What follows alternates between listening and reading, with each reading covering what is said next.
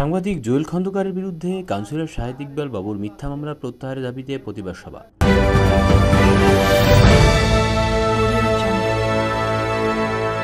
সাংবাদিক জুয়েল খন্দকারের বিরুদ্ধে চট্টগ্রাম জালালাবাদ ২ নম্বর ওয়ার্ডের কাউন্সিলর শাহেদ ইকবাল বাবুর মিথ্যা আইসিডি মামলা প্রত্যাহারের বিরুদ্ধে প্রতিবাদ সভা অনুষ্ঠিত হয়েছে। শনিবার ১৩ জুলাই কুমিল্লার পদুয়া বাজার বিশ্বরোড দৈনিক সমাজকণ্ঠ পত্রিকার অফিসে প্রতিবাদ সভা অনুষ্ঠিত হয়। দৈনিক সমাজকণ্ঠ পত্রিকার সম্পাদক ও প্রবীণ সাংবাদিক নেতা জসিমউদ্দিন চাষী সভাপতিত্বে উক্ত প্রতিবাদ সভা উপস্থিত ছিলেন মফস্বল সাংবাদিক নেতা ও সংগঠক সোহাগ আরিফিন, কুমিল্লা প্রেস ক্লাবের সদস্য যমুনা টিভি কুমিল্লা জেলার bureau chief reporter Khokon Chowdhury, মানবাধিকার সাংবাদিক সহায়তা সংস্থা মাসাসের চেয়ারম্যান মির্জা ফসিউদ্দিন আহমেদ আরও উপস্থিত ছিলেন। সদর দক্ষিণ উপজেলার বাংলাদেশ সাংবাদিক সমিতির তৌহিদুল ইসলাম, দৈনিক দেশবাংলা পত্রিকার রিপোর্টার আজিজুল ইসলাম যুবরাজ, ভোরের জানালার সম্পাদক মেহেদী হাসান রিয়াদ, দৈনিক সমাজকণ্ঠ পত্রিকার স্টাফ রিপোর্টার এস পারভেজ, কুমিল্লার ডাক পত্রিকার স্টাফ রিপোর্টার সাকাওয়াত হোসেন, সাংবাদিক রানা, অপু নাদিম প্রমুখ। উক্ত প্রতিবাদ সভায় জুয়েল খন্দকারের নামে মিথ্যা মামলার তীব্র নিন্দা ও প্রতিবাদ জানিয়ে বক্তারা বলেন, জুয়েল খন্দকার শুধু সাংবাদিকই নয়,